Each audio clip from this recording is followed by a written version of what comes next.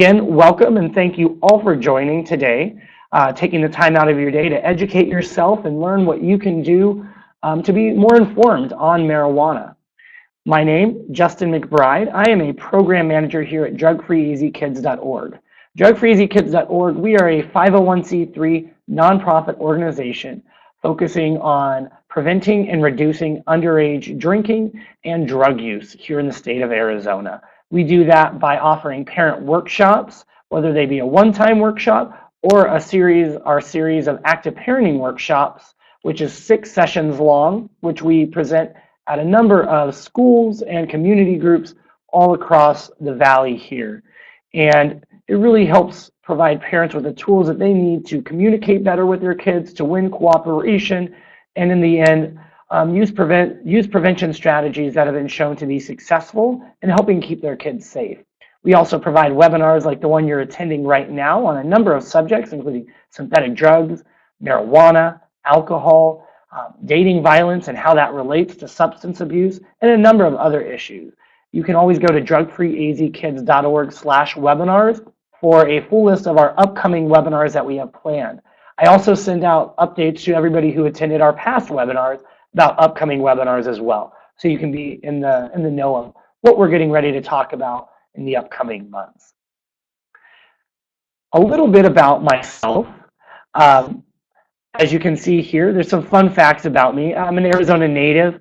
I am also a veteran of the United States Marine Corps. I served 4 years and came back to Arizona. I lived in a couple other places, but found my way back here to Arizona.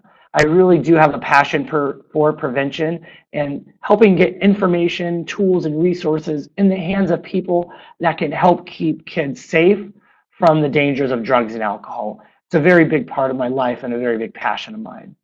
Fun fact, I have a cat named Sam who definitely keeps me busy, has a personality of his own, and I am an amateur photographer and filmmaker. Do a little bit of that on the side and really do have fun with it, and have a couple of projects in the works here at DrugFreeAZKids.org that we will be putting online in the upcoming months, some new videos and things that will be coming out. So be sure to check out our website and our Facebook if you haven't done so already. Like us on Facebook so you can find out all about our trainings, webinars, and videos, any kind of resources that we have coming out. You'll be the first to know there. And this quote, I want to put special attention to this quote because I think it's really important, especially as we're diving into today's webinar, by Albert Einstein. A new type of thinking is essential if mankind is to survive and move toward higher levels. And the type of society in which we're raising our kids to enter is a different society. And now more than ever, we want them to reach higher levels, and we want them to not only survive, but thrive. And in order to do that, that means we need to take a look at how we're approaching certain issues. Are we using research? Are we using facts? Is what we're doing proven to be effective? And today we're going to talk about some of the facts relating to marijuana and things that we need to know. We need to get the word out and let other people know relating to marijuana, and then what we can do once we have that information. Throughout the webinar, if you have questions, feel free to put them in the chat box in the bottom of your screen. Type them in there, and I will do my best to check down there every once in a while and answer your questions. If I can't get to the question right away, I will make my best effort to do so at the end of the webinar.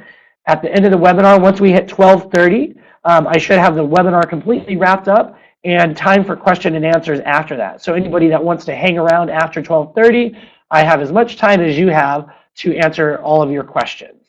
So don't feel like you got to get your questions in right now. I will definitely stick around and answer them later and get those out to everybody through the recording as well. All right, so today we're talking about marijuana and the many misconceptions surrounding marijuana. What are people saying? What are the facts, and what can we do? It's very important not to just know what people are saying, but actually know the facts that back what's true, what's false, what we need more research on, and then beyond that, what are we going to do with this information? How are we going to make an impact? So let's start off with what are people saying? Now, before we get there, what have you guys heard about marijuana? Type it in the chat box. What are some of the things that you've heard about marijuana, whether it be in the media, from friends, family, on Facebook? What are you guys hearing about marijuana? Or what are your kids telling you? What are some of those things? Not addictive? Yeah, thanks, Tara. Not addictive. I hear that all the time. That's one of the first things people say, right? It's not addictive, right? Marijuana is not addictive. You can't get addicted to it. It's natural, right? It's legal. It's not dangerous. Definitely. There's all types of things. It's natural. We hear that all the time, right? It's natural. It can't hurt you. Well, there's a lot of things that are natural that doesn't mean that we need to be rolling them up in a joint and smoking them necessarily. So very true, but we hear it all the time. It's natural. It can't hurt you. So great. Thank you for sharing some of those. Oh yeah, we hear that. It's going to bring money into your state. Definitely. That's a big thing. Oh, the tax dollars that it's going to bring. Some people hear that maybe you'll start to use harder drugs. So all of these are definitely true. Now, so we hear these, we hear that it's safe. We hear that it's not addictive, not a real drug, no long-term impact, natural, right? Just some of these same things you all are saying. It's a cure-all. It's a medicine that can cure almost anything. Expands the mind, helps you think. It doesn't affect your driving. People say that all the time. We've seen news articles about that saying, oh, it doesn't affect your driving as much as alcohol. In the end, we're hearing it's not a big deal. And even if we may think it's a big deal, our kids are hearing it's not a big deal. From hearing natural, expands the mind, safe, not addictive, cure-all, not a real drug, doesn't affect your driving, the message is getting back to our kids that it's not a big deal. And I'll tell you right now, marijuana is a big deal, and it is a serious drug, and we need to take it seriously. And our actions need to be taken seriously. And so what we're going to do today is we're going to learn a little bit more about marijuana and some of what the research is telling us. Here's some other things that people are saying. We hear this, whether it be from the news, whether it's on more in a comedic sense, or even our own president. Our kids are hearing that marijuana is safe, that it's not a serious drug, that everybody's doing it, that it's fun. We see it all the time in media, whether it be on Facebook, whether it be in the music we listen to, on the TV shows that we watch, the movie theaters that we go to. We hear it, we see it all over the place. And so the message is getting out there that marijuana is here. And it's time that we educate ourselves and take a stand and teach not only our kids, but our communities about the dangers of marijuana. And not just the dangers, but the facts that come along that are true for marijuana. Now, what are the facts? Now, we're going to talk about those facts. Before we get into some of the myths or some of the misconceptions or the health effects of that, let's look at the methods of abuse. A lot of us are probably aware of how marijuana is used and abused. And on the top left, you see that's just a joint. That's going to be the typical way that most marijuana users and abusers consume marijuana is through a joint or a bong, which is right there in the middle. A joint is simply a marijuana cigarette. A bong is actually not smoked, it's more inhaled because it is heated up and then the vapors of the smoke is inhaled in there. So when you see the blunt in the bottom left-hand corner, a blunt is simply a cigar that the tobacco is taken out of. Sometimes the tobacco is left in and marijuana is mixed in with that and rolled back up. So that's the difference between a blunt and a joint. We also see edibles. Edibles are very prevalent. We hear about them coming out of Colorado, and now in Arizona we are seeing them a lot as well. And edibles are simply marijuana concentrate in some form that is mixed into foods. It could be something that doesn't even look like a drug. It could look like a candy, and you wouldn't even be able to tell the difference by looking at the two. You see the gummy bears there in the bottom right-hand corner. If you compare those to regular gummy bears, you would not be able to tell the difference. You have cookies, you have brownies, which people associate more with edibles, but just about anything you can imagine can have marijuana in it because of the marijuana concentrates that can get mixed in. And the dangerous part about edibles, aside from the other effects of marijuana, is the quote unquote dosage is really unknown and it varies. So we're on maybe a marijuana cookie or a candy bar, eating half of that candy bar could give you a certain effect. Buying the same exact candy bar from the same dispensary or wherever you got the other candy bar from, that same brand, so to speak, eat the same amount, it's not always going to have the same exact potency as the time before or the next time or for every person individually. And so it's really, really dangerous, beyond just the normal dangers that come along with marijuana, because what could be considered one dose for one person could be much more for another person as well. So really scary stuff there, when it comes to edibles. Um, and then definitely something to keep an eye out for, especially around the little ones, because it's harder for them to make the distinction what's real candy and what's an edible. Another method of abuse is butane hash oil, where butane is actually used to extract the THC out of marijuana, and then it's kind of in the form of people call wax or honey, amber. You can see a couple forms of it there on the left and the right, and it looks kind of like amber or honey. And what they do is it's heated up and it's put on the platform. You can see him kind of dabbing, the guy in the middle. He's holding some metal object, and he's dabbing the honey or the wax on that heated platform, and then he's inhaling through the top. So he's inhaling those vapors or that smoke through the top of it. And what's really scary about dabbing or butane hash oil is that NORML, who is actually a marijuana advocacy group, they're pro-marijuana. Even NORML says that the dangers of dabbing or butane hash oil are enough to merit special warning.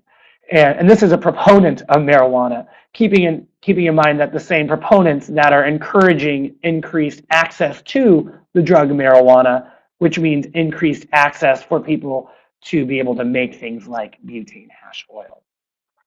So now that we know some of how, we talked about how marijuana is used and how it's abused in some of the different ways, let's take a look at the impact on the health. Because we hear it all the time. Oh, it's natural, right? It doesn't impact your health. It's safe. It's good. It's natural. It's organic. We hear that all the time.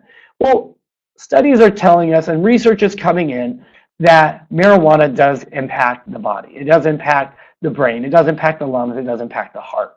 Let's take a look at the brain. Well, it impacts short-term memory. For teens or kids in general who are trying to learn and in school every single day, this is especially alarming because all the effort that they're putting into study and learn, well, if their short-term memory is impaired, it's really impairing their ability to learn and to retain that knowledge.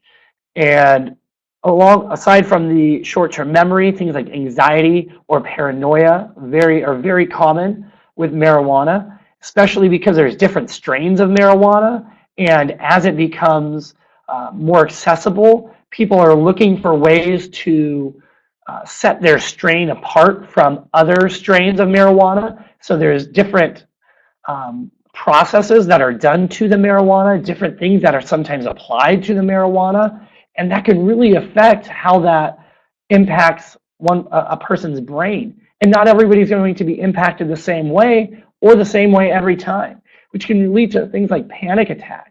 And with panic attacks, anxiety, and paranoia, people that are more susceptible to mental illness are especially in more danger when it comes to the impact that marijuana can have on one's brain. Also, the lack of coordination. People may say, oh, it doesn't impact one's ability to drive. It's safer than alcohol. Or you hear people say, oh, I smoked a joint and I went out and I was driving and I was fine. Maybe I was driving a little bit slower. But at the end of the day, it is impacting one's coordination. And as you impair coordination and things like reaction time, it doesn't matter how slow you're driving or how aware someone may think they are. When a ball rolls in front of your car and it's followed by a child running after that ball, when coordination and reaction time are impaired, that kid's in danger. That driver is in danger. Everyone on the road is in danger. So it is not safer than alcohol, and we'll get to that in a little bit. as we talk about a study that was recently done.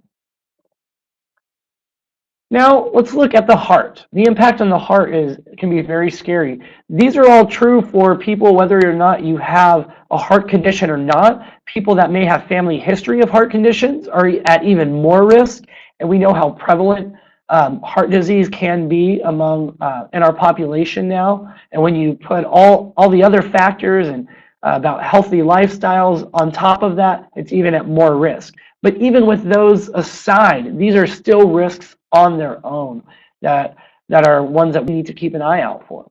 A higher risk of heart attacks. Approximately after the first hour after a person uses marijuana, they're approximately 400 times more likely to be at risk for a heart attack. So 400 times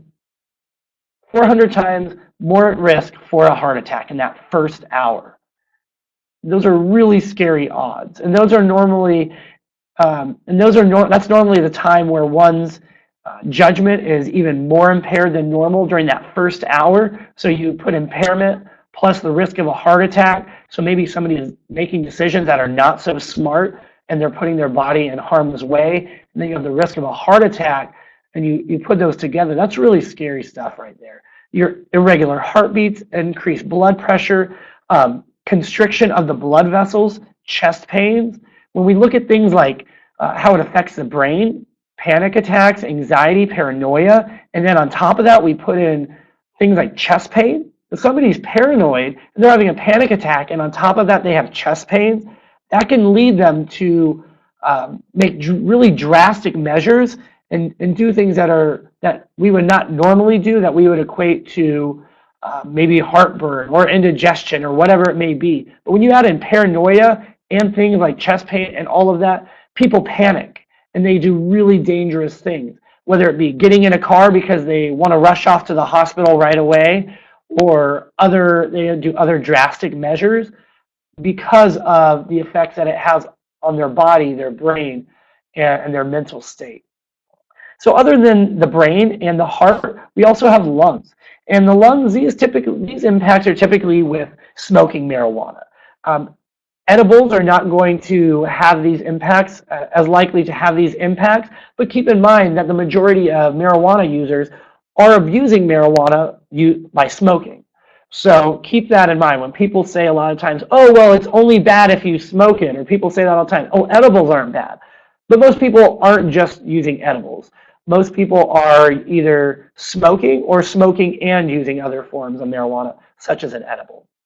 So impacts on your lung, look at increased risk of infection, excess phlegm, wheezing, chronic cough, bronchitis, and with all of these risks come increased risk for other lung diseases down the road. Long-term studies of marijuana use are being done, and they're continuing to be done. And once those studies come out, they'll let us know what the true long-term impacts of marijuana smoke are. You hear it very common to hear, oh, well, they're not as bad as cigarettes. Look at what research tells us how bad cigarettes are. You smoke cigarettes and you get lung cancer, you get this, you get that. How many people are getting lung cancer from marijuana? Or how many people are getting lung disease from marijuana? Keep in mind, cigarettes are legal. Access to cigarettes is much higher than marijuana. As you increase access to a substance, you increase use. As more people are using substances and using them in higher quantities, that's when you're going to be able to that's when you'll have more studies that will really show that true impact. Just because we don't have as many long-term studies saying that marijuana smoke is as likely to cause lung cancer as tobacco smoke doesn't mean that it's not dangerous. It simply means that it's something we've done a really good job at keeping out of the hands of our youth, keeping out of the hands of society, and keeping them safe from the dangers. It doesn't necessarily mean that because we don't have as many people getting lung cancer that it's not a danger. It simply means that we've been doing a good job at keeping it out of the hands of the general population so that it's harder to abuse. And that's the whole policy and prevention. So another thing I want to mention before we move on is the cure-all medicine.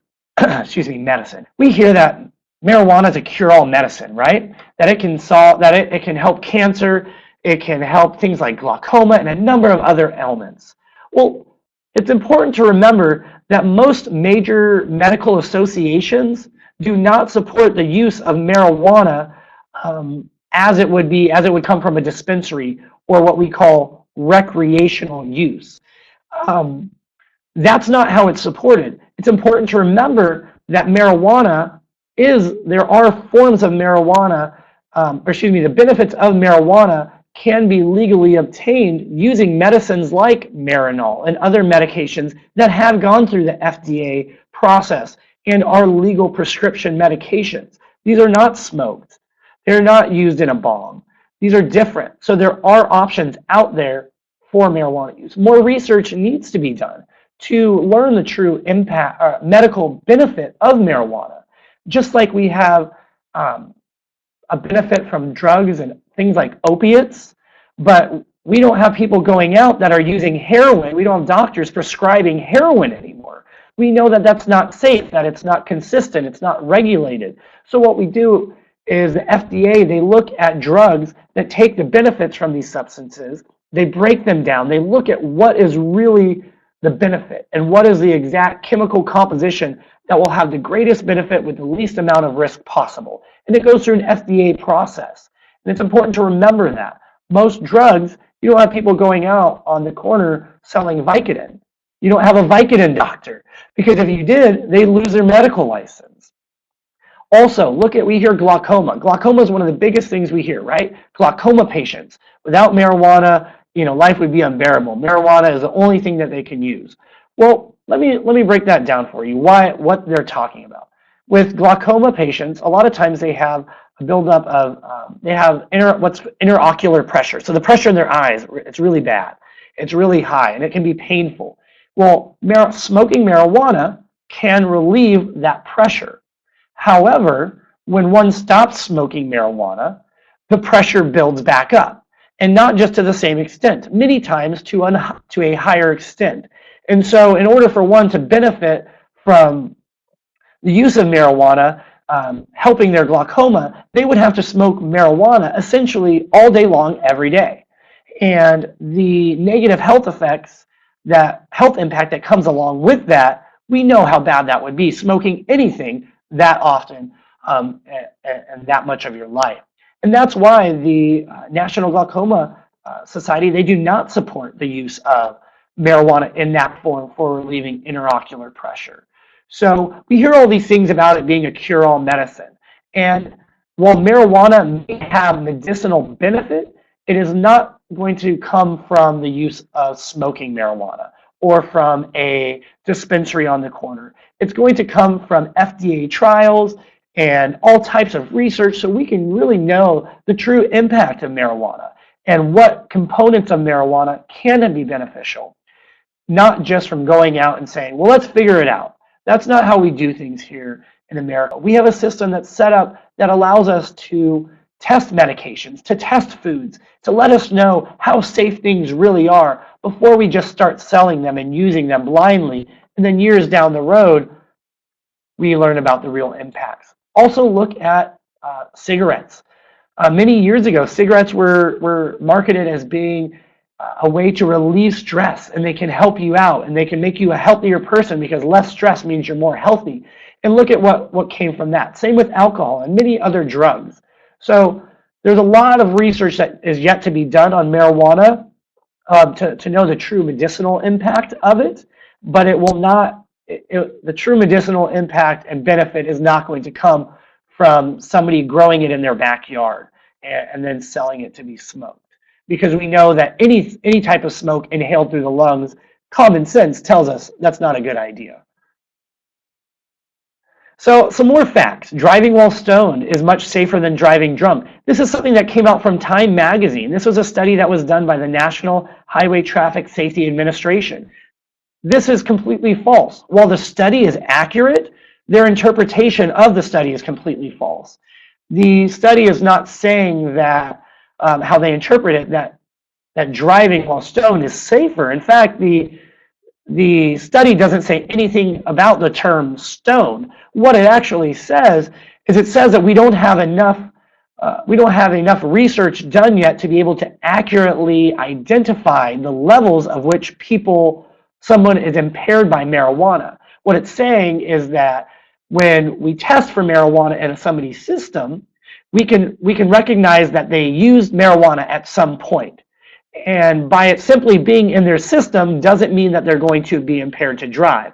Just like saying, just because alcohol is in someone's system, it doesn't mean they're going to be impaired to drive. But alcohol, where we have decades of research that allow us to figure out what those levels are at any given point, we don't have that same research and testing capabilities for marijuana. So to say it's safer than alcohol is just simply false and a misinterpretation of the study. The study does not say that. The studies tell us that marijuana, while stoned or while impaired from marijuana or any substance, driving is dangerous. And that's the fact. If you're impaired by any substance, driving is dangerous. And we need more research and more tools to be able to identify the levels of marijuana in a person's system to be able to say what that would be. We don't have a 0.08, so to speak, for marijuana yet. We don't have the capability to know that yet. Testing and research is being done, but we're not there yet. Addiction, getting back to one of our favorite things. We always hear, right? Addiction, it's not an addictive drug. It's not as bad as those other drugs. That's not true either. 1 in 6 teens who use marijuana will become addicted. That's a fact. Those are from the studies. That's what studies are telling us. 1 in 6 teens who use marijuana are likely to become addicted. And that's not an opinion. That's not just me, what I think. Those are facts. That's it. You can check, go to the National Institute on Drug Abuse, which they are not specifically a policy-making arm of the government. They look at drug abuse and substances and the impact that substances have on people. And they present scientific research. And they look at scientific research in their findings. But they are not actually like the DEA or FDA making those policies that law enforcement officials are enforcing. So they don't have those same types of bias that some people say those entities may have, which they base everything off of research and science. And you can check out more at NIDA for information on addiction for marijuana as well. And if you look at what people are in treatment for, more people are in treatment for marijuana than all other illicit drugs combined. So marijuana use is very prevalent. It is addictive and it is dangerous. Furthermore, 29% of teens using marijuana also report using other drugs such as heroin, cocaine, and meth. So to say that marijuana is just a rite of passage or just something teens do or kids are going to do, well, 29% of teens that are using marijuana, they're using more than just marijuana as well. So we hear the term gateway drug or whatever you want to call it. I just look at the facts. 29% are using other drugs, heroin, cocaine, meth. We know that when you impair one's judgment, it becomes a lot easier to become susceptible to dangers of other types of drugs or other behavior that can be really destructive to one's upbringing. Also, marijuana is now the #2 drug abused in Arizona.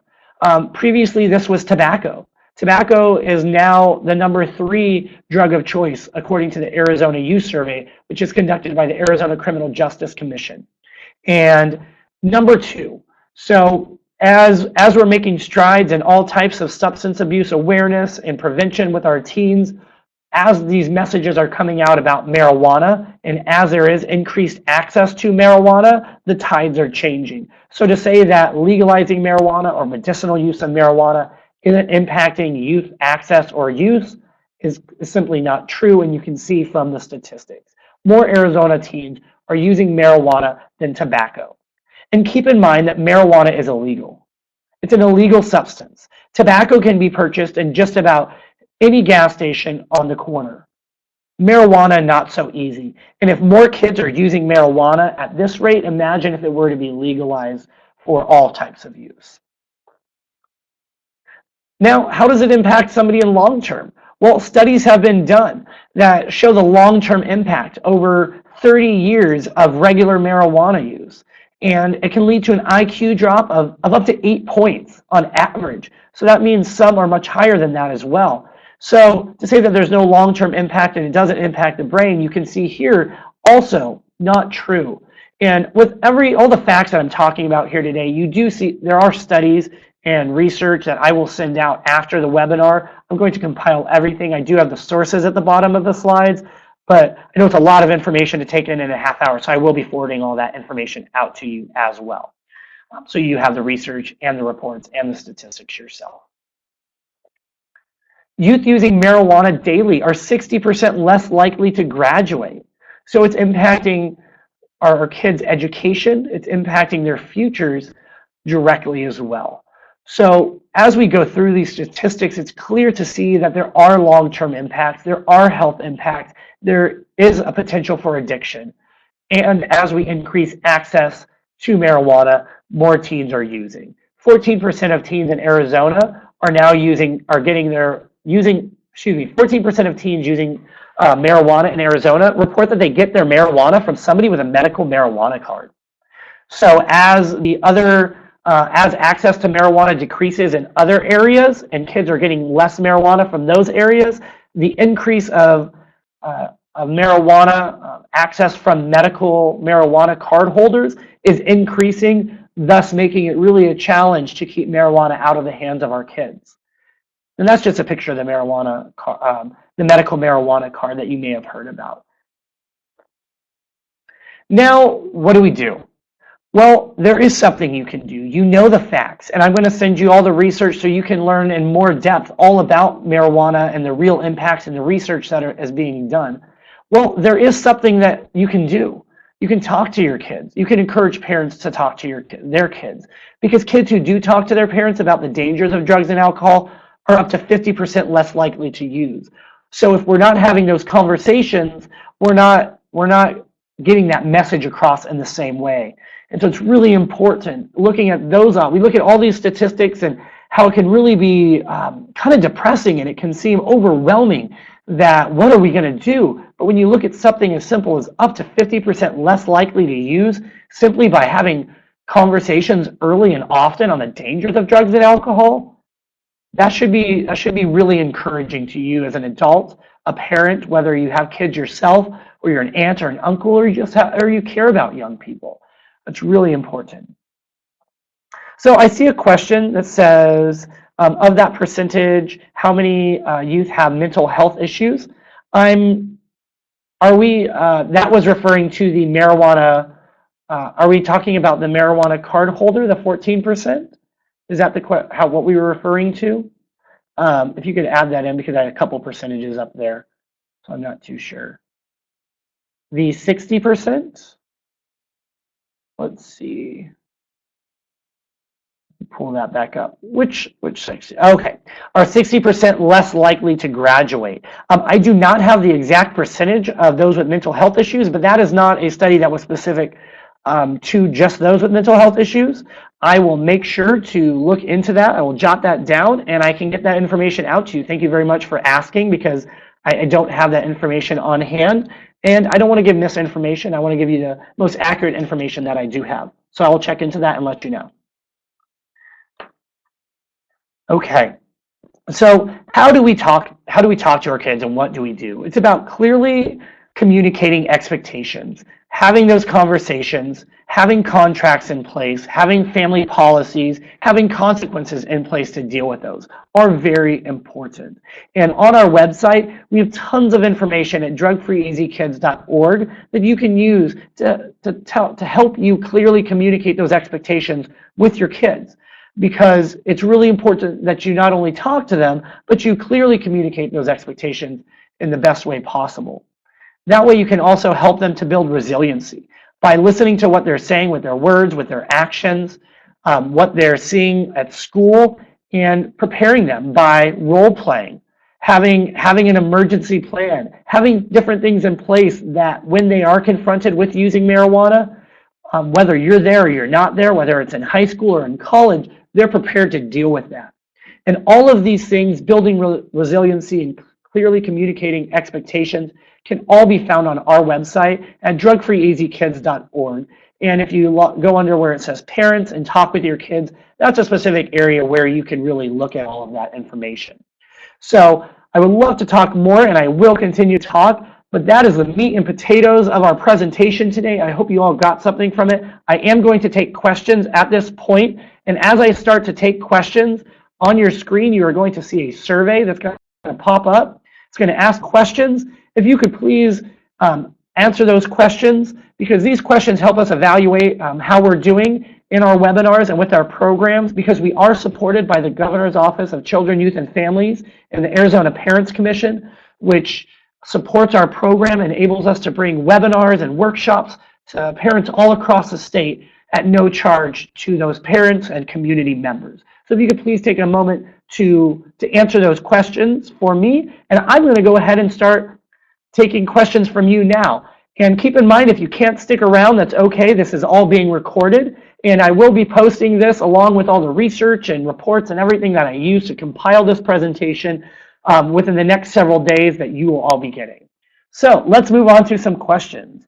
And I say, did you see that? Say that? Oh yes.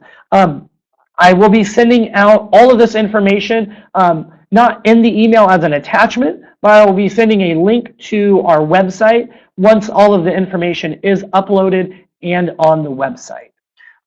Definitely important, because I know it's a lot to take in a half hour, and I know your time is important, which is why we try to cram as much in a half hour as we can. So I know a lot of you are probably scarfing down your lunch right now. You could be on YouTube or Facebook or whatever you're going to be doing during lunch. I really appreciate you taking the time to be here, taking the time to educate yourself on the dangers of marijuana.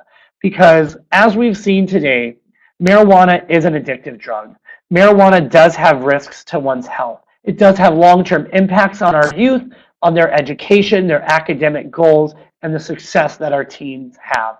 That is not something that that anyone can dispute. It is impacting our teens' ability to learn, and it is impacting our society as a whole. And so it's really important that as legislation comes up and kids start hearing things and they're asking about the safety of marijuana, that we have the answers for them. And I'm not going to pretend to have all the answers, but I am going to tell you this. If there are any questions, DrugFreeAZKids.org, we will research them. And we will get you the right information, and we'll get you the reports and the research that backs it all up.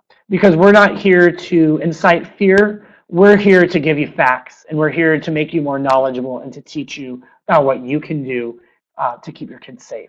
So are there any other questions? I'm more than happy to take those at this time. There's a chat box in the bottom left-hand corner. Feel free to put any questions down there. I am more than happy to answer them. And while people are thinking of those questions, if you want to register for our future webinars, you can do so right now. Just log on to DrugFreeAZKids.org/webinars, and you will find out about our upcoming webinars. Also, if you guys have an idea for an upcoming webinar, shoot me an email. I'm going to put up my information on the screen right now so you all have it. That is my email, my phone number, my direct extension. Contact me if you have any ideas for future presentations or any questions on marijuana or anything in general relating to keeping kids safe from the dangers of drugs and alcohol. All right, well, I'm not seeing any questions come in, so I hope that means I did a fantastic job at answering them all. If any questions pop up in the future, do not hesitate to contact me or any of my program team here at DrugFreeAZKids.org, because we're here to provide you the best tools, resources, and information to keep your kids safe from the dangers of drugs and alcohol. I wish you all a great rest of your day, a fantastic week, and I look forward to seeing you at our next webinar. Have a great day.